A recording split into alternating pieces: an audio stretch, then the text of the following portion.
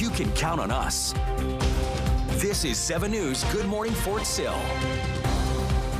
Good morning and welcome to your Wednesday edition of Good Morning Fort Sill. So when I was coming in this morning, it felt pretty warm out. It's November. I feel like it needs to start cooling off here, Ulysses. How's the PT forecast looking though this morning? Well, guys, yeah, for that PT forecast, it's definitely a mild start out there. We're starting off in the lower 50s here, 53 degrees. Actually, it's actually been warming up a little bit here over the last couple of hours. When I first got here, it was actually 50 degrees outside in line, and actually now 53. That's because of the fact that the winds have picked up a bit here over the last few hours. 2 degrees warmer from this time yesterday to now, 6:58 for that sunrise. And we can still see those temperatures drop down if the winds subside a little bit to right around 50 degrees before we start warming things up once again at Fort Sill here later on this morning. Look at the almanac from yesterday. Overall, we didn't get any rain, but we did see our temperatures once again hit 80 degrees. Looking at our Ashley Home Store Tower Cam and Burke Burnett, we're dealing with just clear skies right now, mostly clear to clear skies. So if you're out looking off, say, towards the northwest, you can actually see the beaver moon, which is the full moon for November, still in the sky. It still has a few hours before it actually sets, and it'll actually take place once the sun begins to rise. We'll see our temperatures from around 50 degrees at 7 a.m., warming up to the upper 70s to right around 80 degrees today. We will have lighter winds across the area, but we're also going to have a dry front push in. That's going to change our wind directions from a southwest wind this morning to a northeast wind by this afternoon.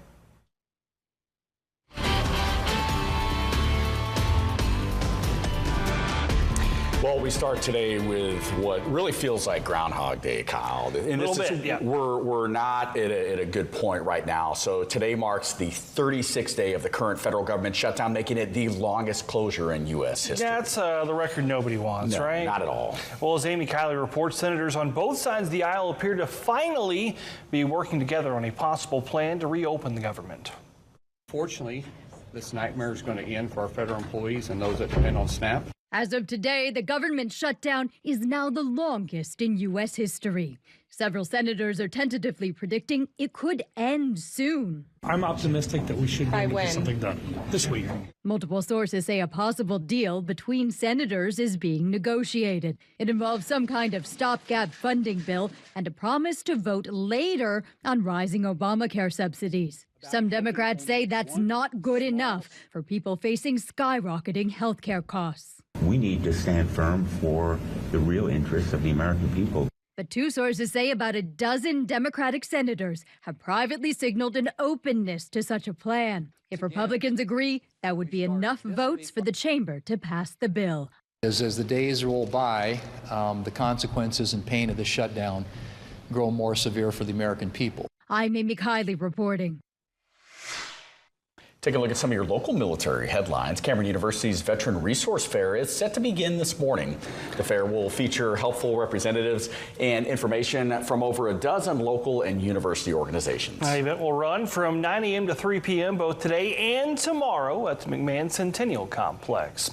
And Cameron University's Office of Veterans Affairs will be hosting students from Bishop Elementary today. That's right. The event kicks off at 10:15 this morning with the firing of Big Ollie by Cameron ROTC near the McMahon Memorial or Centennial Complex. Festivities will then move to the McCaslin Ballroom for some history lessons and hands-on activities, including a visit with Paws with Love, who employ therapy dogs as part of the Military Veterans Resource Fair today. Well, the city of Lawton has partnered with the FISTA to host a resource fair for furloughed federal civilian employees. That fair takes place today from 10 a.m. until 2 p.m. at the FISTA Innovation Park. Furloughed employees will be able to speak with organizations like local banks, nonprofits, and community health partners who may be able to provide assistance during the shutdown. For more information, you can visit the City of Lawton's Facebook page or reach out to the email on your screen. Well, Army Emergency Relief is reminding soldiers of the additional programs that they're offering for support during the government shutdown. AER offers financial assistance with travel expenses during PCS moves, including lodging, food, and transportation, child care subsidy payments, and non-medical attendant travel. For more information, you can visit AER's website or you can visit their Facebook page. And a few other events are going on right now. Child and Youth Services on Fort Sill has opened registration for their upcoming winter hoops. Smart Start Basketball will be holding registrations until December 19th. Now, practices will be held at Freedom Elementary, but games will take place at the Youth Center. Prices and practice times will vary by age group. All participants must have a valid sports physical to register. You can also visit MWR's website or visit the Parent Central Services building on Fort Sill. And mark your calendars because Fort Sill has announced the dates for the 3rd annual Warrior Run. That's right. It'll take place next spring, so March 28th at the Patriot Club. There'll be a 5K, 10K half and full marathon, and also a 10K ruck and a kids run. You can register early and get a $10 discount. Prices will increase to $60 in February, and you may still have to register for the marathon. You can visit Fort Sill MWR's Facebook page for more information.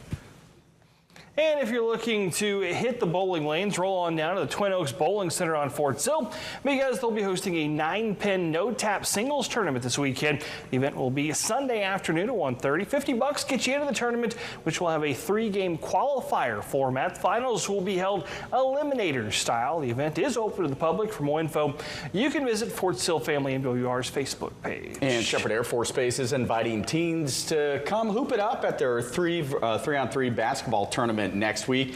The event will take place next Sunday, November 15th at the Madrigal Youth Center from 7 until 9 p.m. That tournament is free and open to all kids aged 13 to 18 who are attending high school. To reserve your spot, you can call the Youth Center at the number on your screen. And Shepherd Child and Youth Programs is also opening registration for next year's youth basketball season. Registration will be from November 10th until December 12th. The actual season runs January through March. The cost is $30 for kids between the ages of 3 to 4. Kids 5 to 12 cost $60. Now, your child must have a current immunization record and physical prior to starting practice. For more info, you can check out the Shepherd FSS's Facebook page.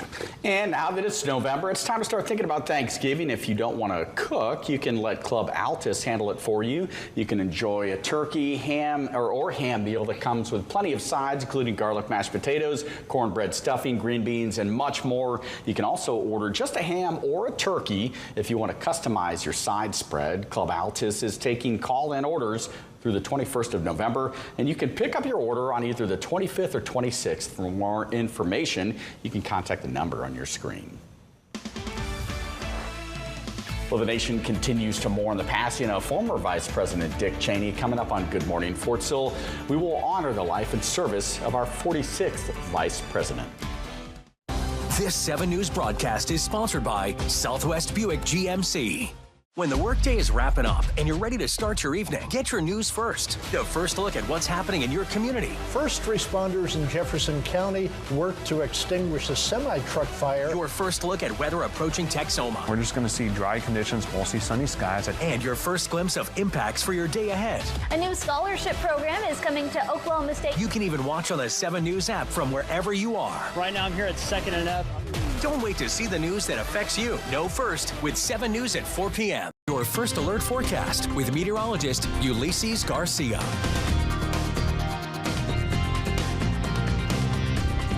Welcome back, everyone. And right now we're enjoying mostly clear to clear skies. Just a few wispy cirrus clouds. That's pretty much been the cloud cover we've had yesterday and also going throughout the night across the area. But overall, tranquil conditions, high pressure in control. This is our Jackson County Memorial Hospital tower came over towards Altus. And you can kind of see a little bit, kind of like the setup a little bit where it comes like some of the occasional high clouds, but they're still very faint looking right there. But looking at those temperatures currently, though, 40s and 50s across the area. We have 52 degrees in Vernon, 53 in Lawton, 49 in Altus, 58 in Anadarko and Chickasha. So definitely on the very balmy side off towards the east. But there's that front. It's going to briefly make its way in here. And we'll see the winds change direction as we go throughout the day. But we're not expecting much out of this. It's going to be a dry front, mostly sunny to sunny skies, mostly clear skies as we go into tonight. And then we'll kind of repeat the same process once again as we go into your Thursday. When it comes to our winds here, as by the time we make our way towards the weekend, we're actually going to be dealing with some breezy conditions here where we'll have those gusts up to 30 miles an hour both Saturday and Sunday. And by Saturday, we're really going to be dealing with a stronger front that's going to push through the region, and that's going to bring down our temperatures for your morning PT forecast. We could still see those temperatures briefly drop down to right around 50 before warming things up to right around 60 by the time we make our way towards the mid-morning hours. Very mild today, 78 degrees, but some spots could approach up to 80 degrees. For tonight, we'll drop down to right around 49, mostly clear skies. And over the next 7 days, we're going to keep it above average through Saturday and then tumbling 20 degrees Sunday and Monday.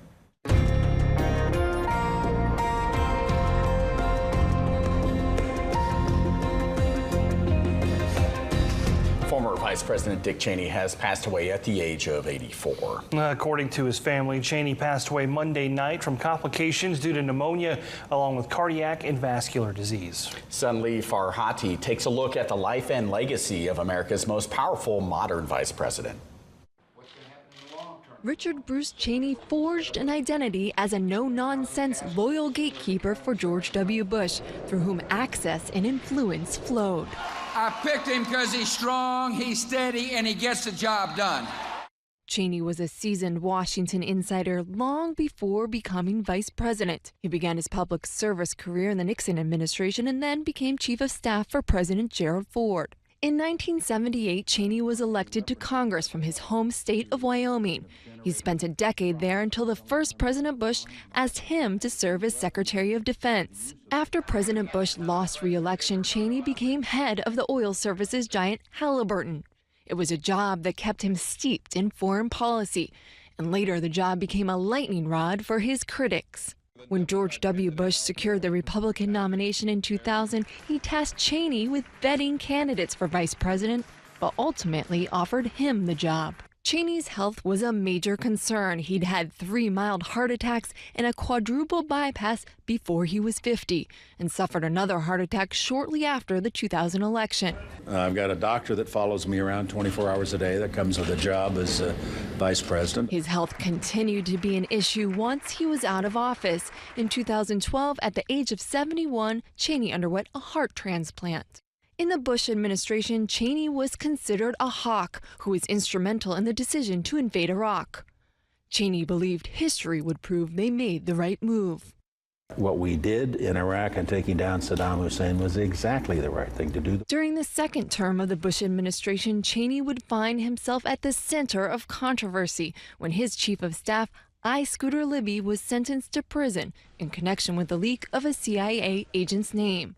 The president commuted Libby's sentence but did not pardon him, a move sought by some conservatives. Late in his career, Cheney admitted he differed from many in his party on the issue of gay marriage. As many of you know, one of my daughters is gay. I think people ought to be free to enter into any kind of union they wish. In his 2011 memoir, Cheney accused Secretary of State Colin Powell of seeking to undermine President Bush by expressing doubts about the Iraq War.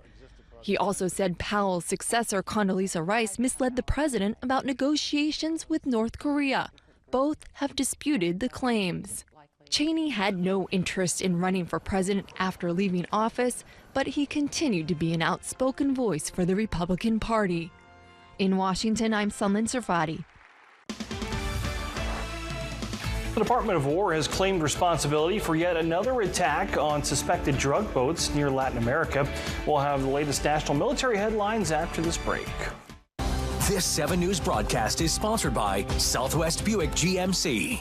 When the workday is wrapping up and you're ready to start your evening, get your news first. The first look at what's happening in your community. First responders in Jefferson County worked to extinguish a semi-truck fire. Your first look at weather approaching Texoma. We're just going to see dry conditions, mostly sunny skies. And your first glimpse of impacts for your day ahead. A new scholarship program is coming to Oklahoma State. You can even watch on the 7 News app from wherever you are. Right now I'm here at 2nd and Up. Don't wait to see the news that affects you. Know first with 7 News at 4 p.m. Women in Texas are accusing a physician at Fort Hood of unspeakable actions. They say that he recorded video of them during gynecological exams. As Adam Schindler reports, they're now pursuing a civil lawsuit. Kobos law firm traveled to Fort Hood from Houston to accuse the doctor and Fort Hood leadership of what they are calling a years-long assault on women patients at Darnell Medical Center. He would treat survivors, victims, his patients, OBGYN ladies who would go in for breast examinations. They would go in and check up on their pregnancies. and he would improperly photograph and videotape these women as he was conducting those procedures. Videos Kobos law firm says he took with his cell phone. As he was conducting the procedures, he would go to a back room, he would put his phone in his breast pocket, and he would explain to the women that he's expecting a phone call. 3 of the 16 clients the law firm is currently representing shared some of what they say they experienced. One victim traveling all the way from Colorado to do so. As a physician I once trusted from the Women's Center, only to have that trust violated when he took it upon himself to perform a second vaginal surgery on me without my consent while under general anesthesia, and was manipulated into believing this was okay when I was in recovery and in pain. Others who just wanted to get an ultrasound or have their first child. He crossed professional and personal boundaries in ways that made me feel deeply uncomfortable and unsafe. He then further violated my trust by lying in his clinical report about the things that he said and the ways that he touched me during that visit. Before, every time I looked at my son, I would remember those first few days with so much love and happiness. Now, every time I remember, all I can think about is how I was violated during the most vulnerable time of my life. His actions, combined with the failure of the hospital to protect me and my privacy, will impact myself and the other victims for the rest of our lives. Secretary of War Pete Hegseth has announced Tuesday another U.S. military strike against a suspected drug smuggling boat in the Pacific Ocean, killing 2 people. U.S. intelligence confirmed the vessel was involved in drug smuggling and was traveling along a known drug trafficking route. Now, Tuesday's attack is the 16th known U.S. military strike on a suspected drug smuggling vessel. Now, these strikes have wiped out a total of 17 vessels and killed 67 people. Well, the government shutdown has caused many military families to count every penny while waiting to see if they're going to receive another paycheck. Now, to help lighten the financial load, many retailers and restaurants are offering discounts to federal employees. Home improvement stores like the Home Depot, Lowe's, they offer 10% off many purchases. Now, clothing brands such as Under Armour, LL Bean, and Columbia give military and first responders similar breaks. Cell phone carriers, including Verizon, AT&T, and T-Mobile, offer monthly plan discounts. To prove your status, you'll usually need to provide a military ID, a DD-214 or other form for veterans, or a government-issued ID for first responders. And an important reminder, if you're active duty and at risk of default on your loans, the Service Members Civil Relief Act might help ease some of your financial burdens. It puts some of the protections in place that make it difficult for things like foreclosure, eviction, or car repossession to happen during this time. Many retailers, big and small, and even some restaurants offer discounts for all kinds of positions. And that includes first responders, teachers, nurses, active military, and even veterans. And they may not advertise these discounts very well, so it always pays to ask. Definitely good to do some research on. There is a lot of different available discounts and stuff. Really got to do that research right now. Especially. Yeah, Google's your friend in this particular case to try to look for those. Well, Hawaii Governor Josh Green has proposed a $10 billion federal investment package as part of negotiations over the Army's training lands in Hawaii, according to details from his October 29th letter to Army Secretary Dan Driscoll. Now, this has been an ongoing issue that we've talked about a few times here on Good Morning Fort Sill. Green's proposal includes transferring Maikua Valley to the state, accelerating cesspool conversions, building 6,500 new housing units, transferring the federal detention center to the state, and improving reimbursement from Medicare and Medicaid. Now, those who oppose the proposal say that it does not improve the relationship between the people of Hawaii, calling it, quote, certification that Hawaii is nothing more than a colony. The federal government is creating tremendous stress and strains on the economy across the country, and is going to affect people here in Hawaii. That's the threat. In exchange for that, we surrender public lands to the United States. They are currently undisclosed. That's extortion, and it's outrageous. The governor's office said that the original lease expiration has been significantly advanced by the Army's new timetable and that a special session is not anticipated.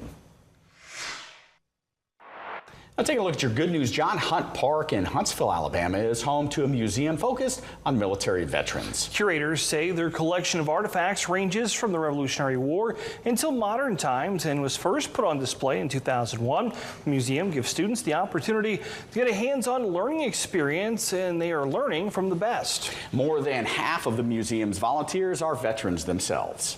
You get out of uniform, but you don't get out of the military. You still have a military mindset, and you gravitate toward things that you're familiar with. I don't want to give that up. That's my heritage, and that's the heritage I'm going to pass on to future generations of my family. It's a lot of fun. It's very enjoyable. I enjoy the people that I work with. I enjoy the people that come through here. I love to interact with the visitors. They're from all over the world.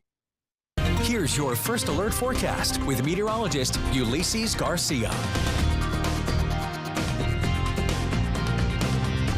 And looking at the view right now in our Chickasha Chamber of Commerce Tower cam, overall mostly clear skies.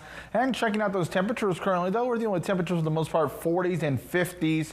There's some spots, though, that are closer to 60, though. Quanah, Graham are actually at 60, Chickasha at 58, along with Anadarko, Waurika at 58, 54 in Duncan, 51 in Lawton, 49 in Frederick, and over towards Altus. And we do have a little weak front that's pushing through, and really more than anything, it's really just going to change the wind direction here as we go throughout today. So we'll start off with a southerly flow, but eventually change up to a northeasterly flow during the second half of the day. But lots of sunshine is expected, mostly sunny to sunny skies, mostly clear skies as we go into tonight. And then we kind of just repeat the same thing as we go into your Thursday. We do have another front that begins to arrive Friday morning, and then eventually a stronger front that will arrive on Saturday. And these are all dry fronts that are pushing through. Nothing when it comes to precip, but really the one on Saturday is going to drop our temperatures down. For your morning PT forecast at Fort Sill, we'll hover right around that 50-degree mark, and then warming things up by 9 a.m. We'll top out around 78 degrees today. Very mild, mostly sunny. Going into tonight, we'll drop down